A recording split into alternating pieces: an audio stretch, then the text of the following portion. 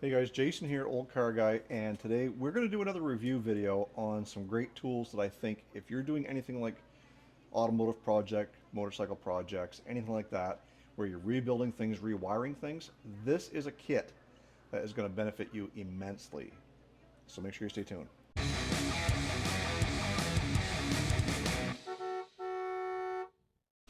So the folks over at icrimptools.com reached out to me and wanted me to review some of their tools. So I've got this Iwiss crimping toolkit.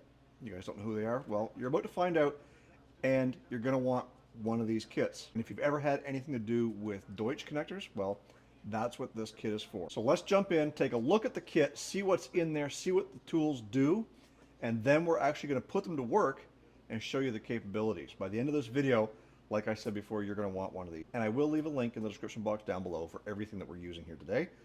All the tools you'll see, not just the kit. And those links are to my Amazon affiliate. You guys can go over there and get great deals, such as you always do at Amazon. You're not paying any more for it, but I get a little bit of a kickback for sending you guys over there to Amazon. So let's take a look at these tools.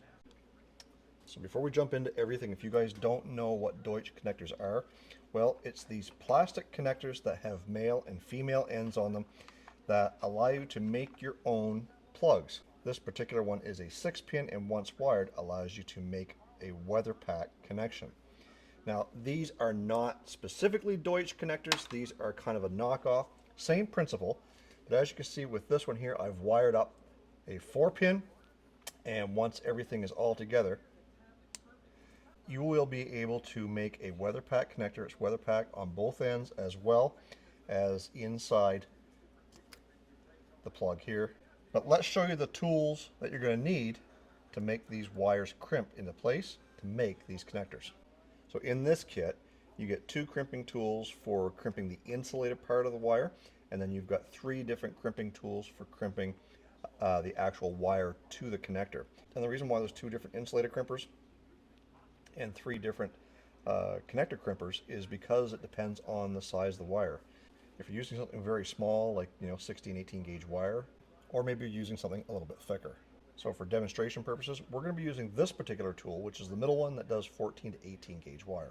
It also comes with a series of de-pinning tools. So again, depending on what you're working with and depending on the size wire will depend on what size de-pinning tool you'll use to do that. And when I say de-pinning, what I basically mean is being able to use this tool to reach in there and unpin a wire connector that you've actually already connected. And in this demonstration, we've got a couple of 18 gauge wires here that we're going to use to pin up this 2-pin connector.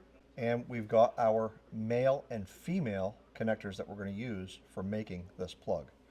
So obviously those will fit inside one another. Now the whole point of being able to pin these properly, now the whole point of being able to crimp these properly is knowing how much wire to strip off and knowing where to crimp. So if we take a look at the pin, you're going to have the actual male side or female side, depending on which one you're using. And then over here is the part that you're going to crimp for the actual wire itself. And then if you look over here on the ends, you've got a couple of spots that's going to grab a hold of the insulator to help hold this piece on to the actual wire itself. So that when you put this in, so you're only going to be stripping back about 1/4 inch of wire itself. That's going to go inside the actual connector. Let's see if I can get this up here for you guys, just like so. And when we go to put that in the crimping tool, we're going to be crimping right along this section for the non-insulated part, and then we're going to use our other crimpers to crimp the insulator into place over here on this side. So if we take a look at the tool has a gauge over here to determine how much we want those teeth to actually grab a hold of. I'm just going to keep this on about a 2 or 3. And then we're going to insert our wire as far as we can. And then we're going to insert the barrel into the collar right about there, and then we're going to give it a squeeze. And as you can tell, that leaves a nice, neat crimp around the non-insulated portion. Then we're going to grab our crimpers for insulation. And as you can see on these, they have got a pointy end and a rounded end. So the rounded end is going to go on the bottom portion here. And you want the pointy end to match up with the actual tabs. Again, I don't know if you can see that. Let's do one and I'll show you, and then we'll show you again on the other ones. So in this particular case, we are using 18 gauge, so we're going to use the actual smaller setting right here where it says 20 to 18. So we're going to put the rounded end down and then the coiled end up. I'll see if I can do this so that you can see the actual crimp take place. As I squeeze, it rolls up, and then the little point points it back down. And when you're done, it looks like that. How cool is that? Now on this one here, we've actually got a button for a seal, which is just two round little dots. And that's what I think that this back piece here is for. That's what I've been using it for, because it just seems to round that up nice and even. And that gives us a good grab hold of that wire so it's not going to come apart. Now I'm going to do the red wire and we'll show you how these connectors go together. Now with these connectors there is two sides. One is going to be for your male connectors and one is going to be for the females. So the open side here is for your male connector. Let me show you how those go in. Now one thing I got to remind you guys here is that this wire that I'm using is actually quite flimsy. So when I go to push it in, it has a little bit too much give. Stiffer wire works better. So all we're going to do is we're going to find the spot that we want to use, and we're going to shove that in the whole way through. And once it's in all the way, you should hear it click. And because that wire is too flimsy, it won't push in all the way. So I'm just going to reach in with a pair of pliers here and pull it out.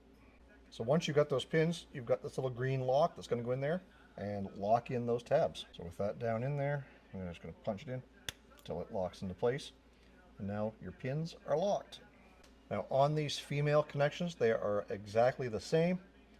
So let's get a couple of these wired up. And once you get those in, these female ends have a lock as well that basically keeps everything from falling apart on you. That just goes in just like that. We now have ourselves a male and female weather pack connector that's sealed from the inside and from the outside. No thanks to our friends over at iCrimpTools.com for sending out this versatile Iwiss kit for making those Deutsch connectors so much easier. Guys, if you found this video informative, we do a lot of things like this here on this channel. We're always reviewing new tools that maybe you have and maybe you haven't heard of. Today, it was the Iwiss crimp tools for the Deutsch connectors. If you're interested in picking up one of these kits, I'm going to leave a link in the description box down below. And if there's a discount code, I'm going to leave it right here. And I encourage you guys, if you do enjoy tool review videos, much like this one, hit that like button. Make sure you're subscribed to Olde Carr Guy, because we are doing more than just tool reviews. We are currently in the middle of an LS build for the 1990 Chevy Suburban. We've got my dad's 36 Dodge and my 79 Chrysler Cordova, and we have a whole fleet of Panther platforms. This one, it's got a manual transmission in it. So if you like cars and you like tools, make sure you stay tuned to Olde Carr Guy. Stay focused on the windshield, not the rearview mirror. I love you guys. God bless. Let's do it again in the next video.